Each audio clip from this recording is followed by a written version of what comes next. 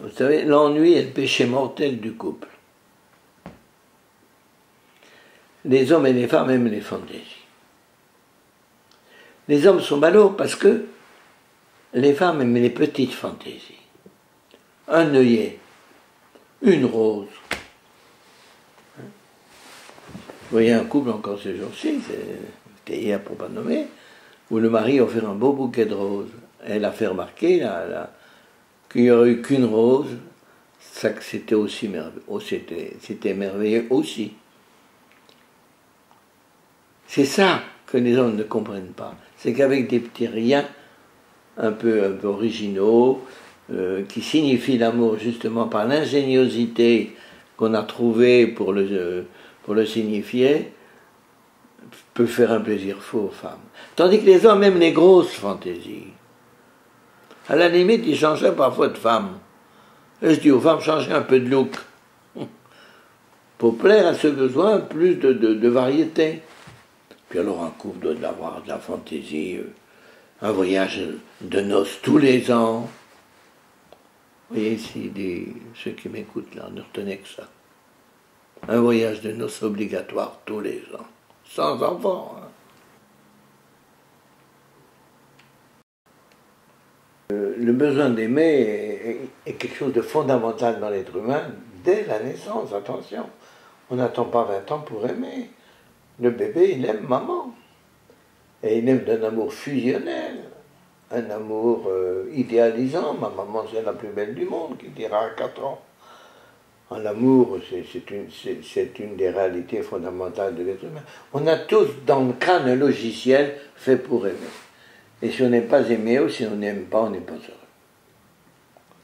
Et il y a une immense souffrance, je disais aux jeunes, à vraiment rater un amour. D'ailleurs, les chagrins d'amour, c'est terrible. Et ça finit, je vois, souvent en dépression, voire en suicide. Hein? Et par contre, l'amour est ce qui va donner dans une vie, s'il est réussi, un bonheur extraordinaire. C'est tout ou rien.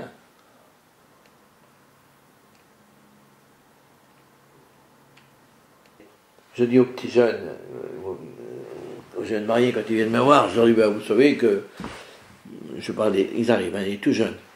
Je leur dis, bah, vous savez que vous ne vous aimez pas. Bah, je dis, mais si qu'on s'aime. Non, arrêtez. Vous aimez l'amour qu'on vous porte. C'est vous que vous aimez. Vous aimez être choisi, vous aimez l'autre pour les plaisirs qu'il vous donne. C'est vous que vous aimez. Et vous deviendrez adulte quand vous aimerez l'autre pour lui et pas pour vous. Quand vous comprendrez que cette personne qui vous est donnée, c'est une personne qui n'a qu'un embryon, qui n'a pas donné encore tout ce qu'elle peut faire. Vous prenez une jeune fille qui n'est pas encore, qui sera demain la mère de vos enfants, peut-être une responsable dans la société ou dans l'église. Et il faut que votre rôle de mari, ça soit de permettre à cette femme de donner sa plénitude, car elle n'est qu'un embryon. Et l'inverse pour la femme par rapport à son mari. Quand on se marie avec cet esprit-là, je vous assure, ça fait des couples formidables. Le coup de foudre me dit une chose, j'étudie. Et pas je me marie, mais j'étudie si cette personne... Dans l'amour, il y a une partie rationnelle, le coup de foudre. Je ne sais pas pourquoi tu me plais, c'est toi. Bon. Et il faut ça, en Occident. En Orient, c'est pas nécessaire. Mais en Occident, il faut ça. Mais ça ne suffit pas. Il faut voir si cette espèce d'instinct, qui serait d'ailleurs le fruit, dit-on, d'une hormone qu'on appelle l'ocytocine, qui fait qu'on a un coup de foudre pour quelqu'un, puis pas pour un autre. Il y a une partie rationnelle, mais aussi il faut qu'il y ait une partie rationnelle. Si on ressent ce coup de foudre pour quelqu'un, il faut dire maintenant, attention, stop. Est-ce que ma raison est d'accord avec ma pulsion? C'est-à-dire, est-ce que, quand j'étudie cette personne, elle a des qualités telles que demain, dans une vie de couple, on sera comblés l'un et l'autre.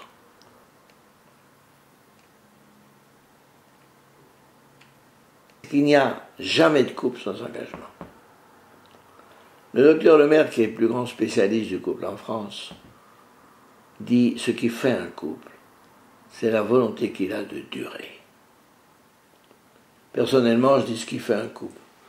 C'est lorsqu'un gars et une fille disent à partir de maintenant, on met le paquet. Il faut que ça marche. Et quand ça n'ira pas, on prendra les moyens. Il y a une part de volonté en amour. On garde le cap. Et il n'y a pas de couple tant qu'il n'y a pas d'engagement. Alors, d'ailleurs, la meilleure preuve, ce sont les cohabitations. Aujourd'hui, beaucoup de jeunes, pratiquement, cohabitent avant de se marier. Hein, majorité. Grande majorité.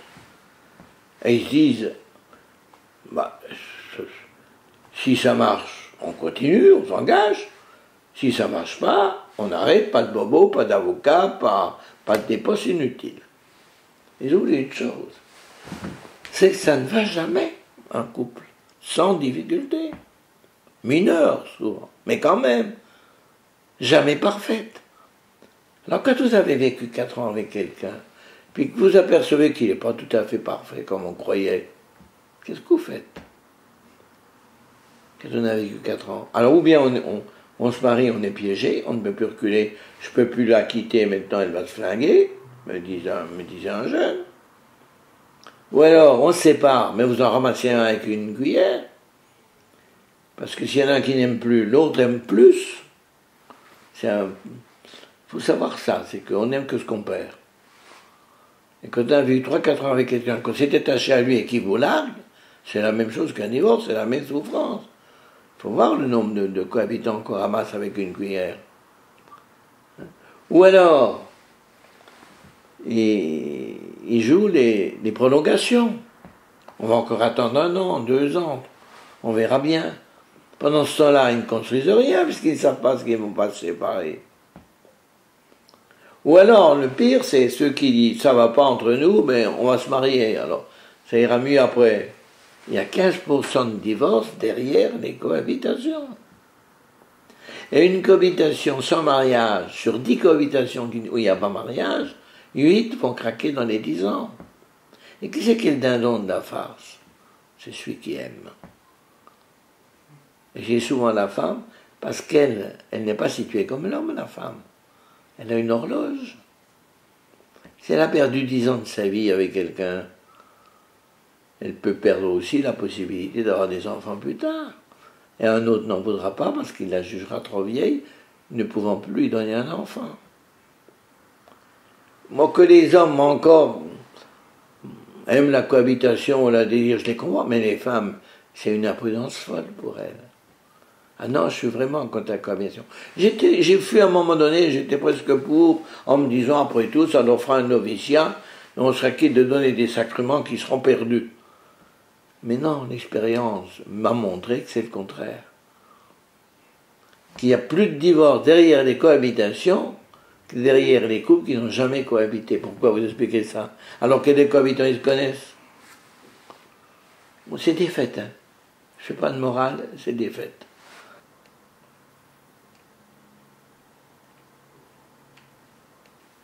Dans un couple, il y a 4 piliers qui doivent tenir.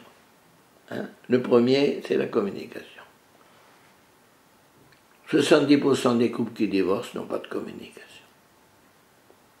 Le deuxième, c'est la tendresse. Je vois des couples qui viennent me voir, depuis 6 ans, on n'a pas de tendresse. Non, mais je dis, ça va pas. Que vous n'ayez pas de tendresse, je veux bien, mais que vous ayez attendu 6 ans avant de vous botter le train pour essayer de trouver une solution. Le troisième pilier, c'est une belle sexualité. On ne peut pas en faire l'économie aujourd'hui. On n'accepte pas d'être frustré à ce niveau-là. Et c'est un devoir pour un couple de chercher une belle sexualité, quitte à se faire aider. On a quand même quelques sexologues maintenant compétents, qui ne sont pas des sexologues vétérinaires. Et on a quand même la chance d'avoir des gens qui sont très humains et qui sont capables d'aider un couple sur un problème comme ça. Puis enfin, le quatrième pilier, c'est avoir un projet de vie commun, avoir un objectif commun. Quand il y a 4 piliers, ça tient un couple. Mais je vois beaucoup de couples, non seulement ils n'ont pas des piliers, il en manque souvent 1 ou 2 ou 3, ou alors c'est des piquets termités.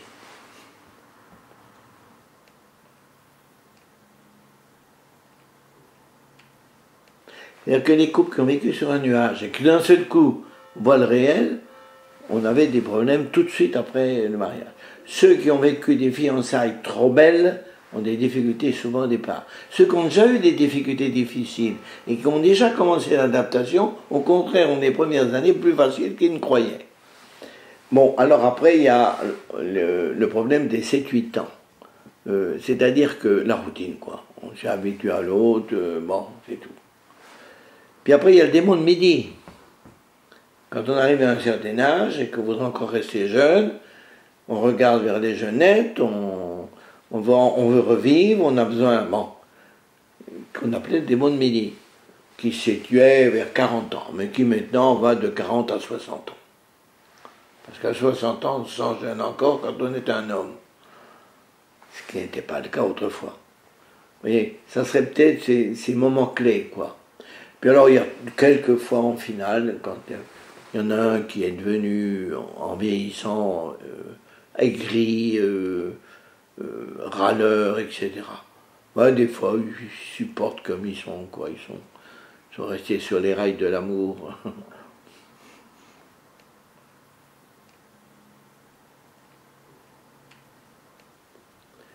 Avant la guerre de 14, on comptait qu'un couple vivait 15 ans, 20 ans à tout casser. Ils n'avaient même pas le temps de se tromper. Aujourd'hui, c'est 50 ans la moyenne. Et à 50-60 ans, un homme, il est jeune.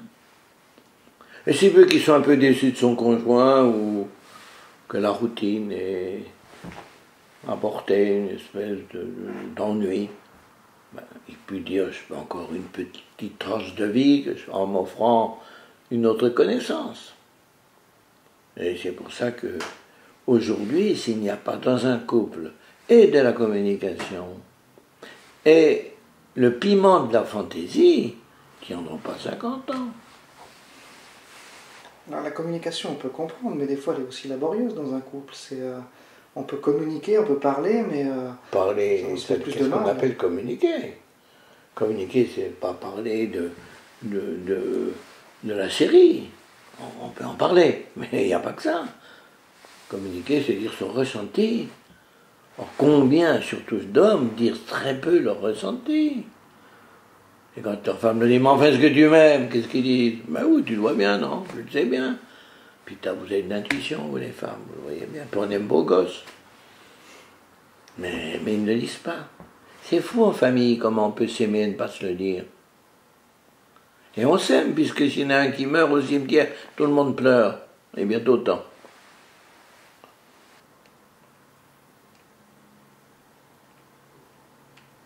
Mais il y a de la pudeur chez les hommes. Les hommes ont une double pudeur. Ils ont une pudeur au niveau sensibilité. Ils n'aiment pas dire leurs sentiments. Et ça paraît mièvre. C'est pour ça qu'on dit que les femmes sont plus sentimentales que les hommes. Parce qu'elles le disent, elles, leurs sentiments. Les hommes ne les disent pas, alors qu'ils sont plus sentimentaux que les femmes. Oui, ça paraît drôle ce que je vous dis là, mais je le regrette. La preuve, c'est que les grands musiciens, les grands romanciers furent souvent des hommes.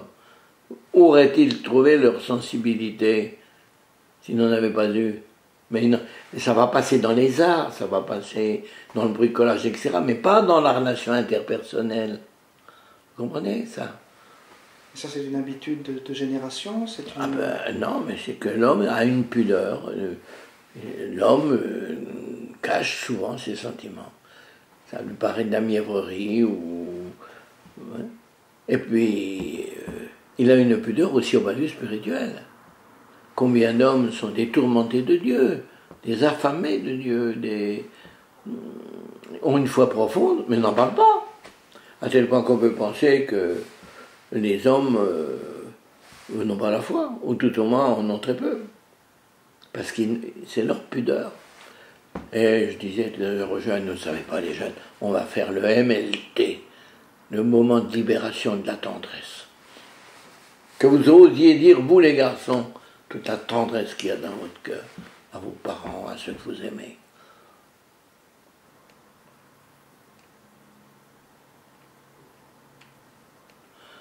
C'est tout un art à la fois d'être père, parent et époux.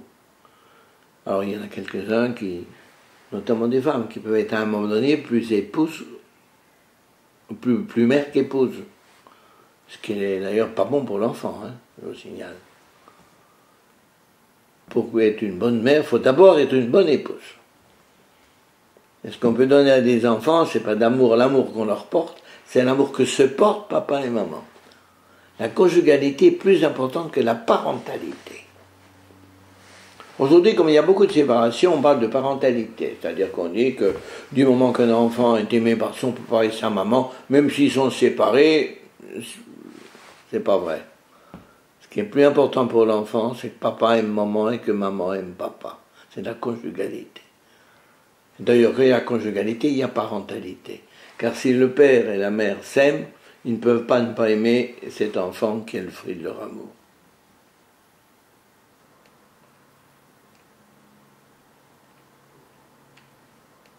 Deux sortes de problèmes.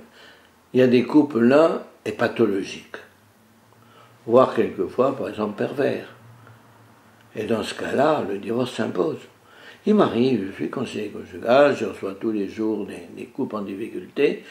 Il m'arrive de dire à un couple, vous devez partir, vous devez vous séparer, parce qu'il y en a un qui est en train de détruire l'autre.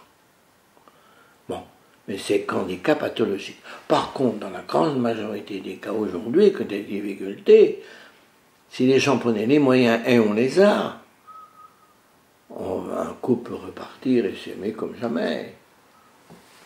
Vous voyez, j'ai une session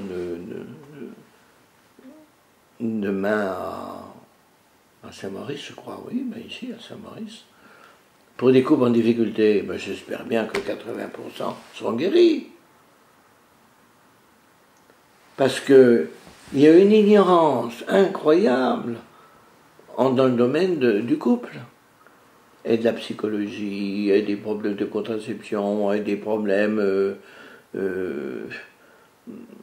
des relations avec les beaux-parents, les parents. Il faut voir tous les problèmes qu'il y a. Puis ce manque total de communication explique que beaucoup de couples ne marchent pas.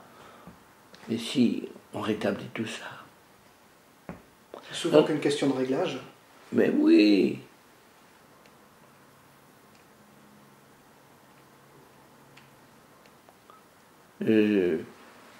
J'aime beaucoup la phrase de Renoir. Quand dans notre vie survient un événement ou une personne, mettez un tiers dans l'adultère, on en meurt ou on en ressuscite. Eh bien, je vois ressusciter des couples après un adultère. L'adultère n'est donc pas la fin rédhibitoire au couple. C'est très gênant, la confiance est lente à revenir chez le trompé, mais si le couple dépasse l'adultère, il va vivre quelque chose qu'il ne vivait pas avant, parce que s'il y a eu adultère, c'est peut-être qu'il y a eu quelques manques dans le passé, que maintenant on va pouvoir combler. Donc il ne faut pas se précipiter dans la séparation. Mais non, sans avoir réfléchi.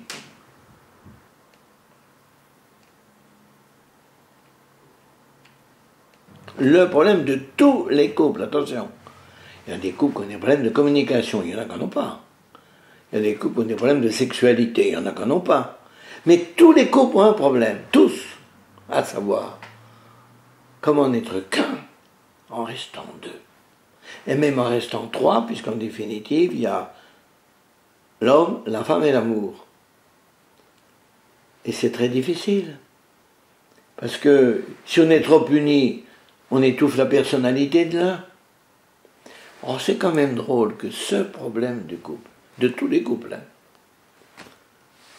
est à l'image justement du mystère par excellence qu'est la Trinité.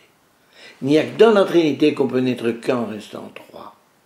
Parce que l'amour était tellement infini, c'est un seul jaillissement d'amour entre des personnes, mais dans le respect total de chaque diversité de chaque personne. Et plus on a un amour qui est grand, plus on peut vivre le n'être qu'un en restant deux.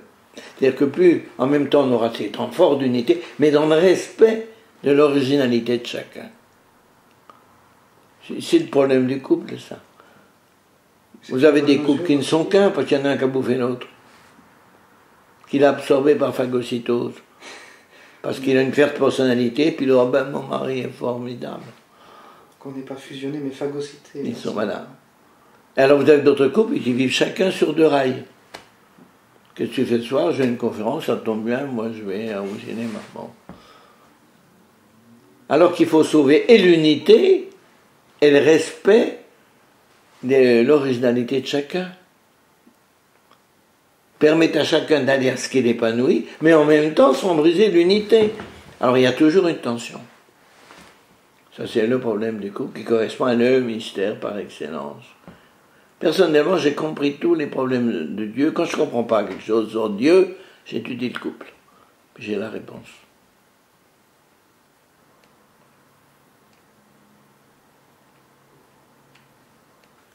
L'amour est une chance pour la foi. D'ailleurs, souvent, quand les gens s'aiment beaucoup, ils découvrent souvent Dieu en même temps. Qui nous a rapprochés? D'ailleurs, le vocabulaire amoureux est un vocabulaire religieux. On dit « je t'adore ». On dit « on connaît l'extase ». C'est des mystiques. L'amour dit à Dieu ses qualités infinies. Et l'amour est comment dirais-je, est une chance pour la foi, ça peut faire découvrir Dieu. Beaucoup découvrent Dieu au moment des préparations au mariage. Et puis on va mettre au monde des gosses, quel sens à la vie. Mais la foi est une chance pour l'amour. Pour une autre raison, c'est que, comment dirais-je, on va apprendre vraiment par la foi à aimer comme Dieu a aimé. Comment Dieu nous a aimé l'amour? Il nous a aimé d'un amour fou. Le christianisme, c'est l'histoire de l'amour fou de Dieu. Est-ce que vous avez déjà réalisé l'incarnation? La parole de Dieu qui a fait les mondes, les galaxies, les pronoms, les protons, les neutrons, les tritons, la parole de Dieu qui a fait les mondes, elle dit quoi à Noël? Elle dit heureux. La folie, ça. Folie de la croix, il n'en demandait pas tant. Une sœur du Christ aurait sauvé le monde. Et il n'y restait plus une goutte de sang. Et quand on aime à la folie, on ne compte pas. Et quand on s'aperçoit alors vraiment toute la façon d'aimer de Dieu, ça peut aider prodigieusement la façon d'aimer de l'homme. D'ailleurs, il est dit dans la Bible, homme et femme, il les fit à son image. Ce qui est à l'image de Dieu, c'est pas l'homme et la femme comme tel, c'est le couple.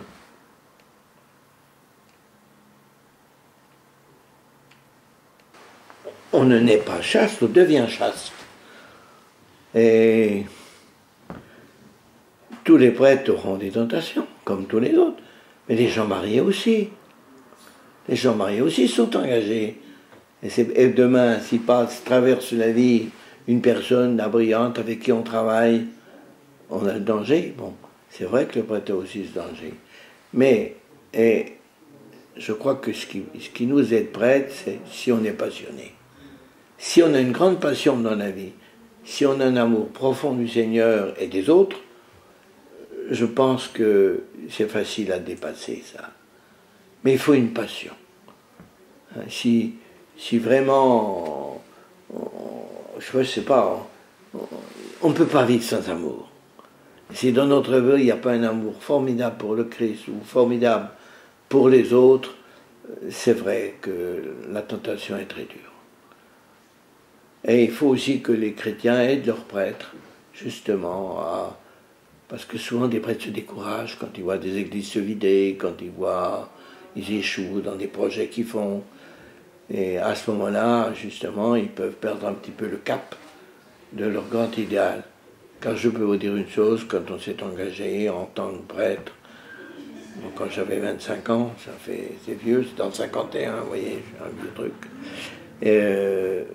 On partait conquérir le monde, vous savez. C'est pas aux femmes. Hein. On n'avait qu'une chose dans la tête, c'était crier la bonne nouvelle. Mais quand on a ça dans la peau, je crois que ça peut facilement dominer les tentations inévitables. On est des hommes, on n'est pas de bois.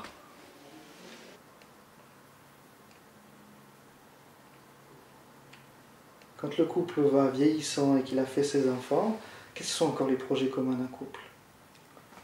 Mais vous savez que c'est une des plus belles périodes de la vie de couple.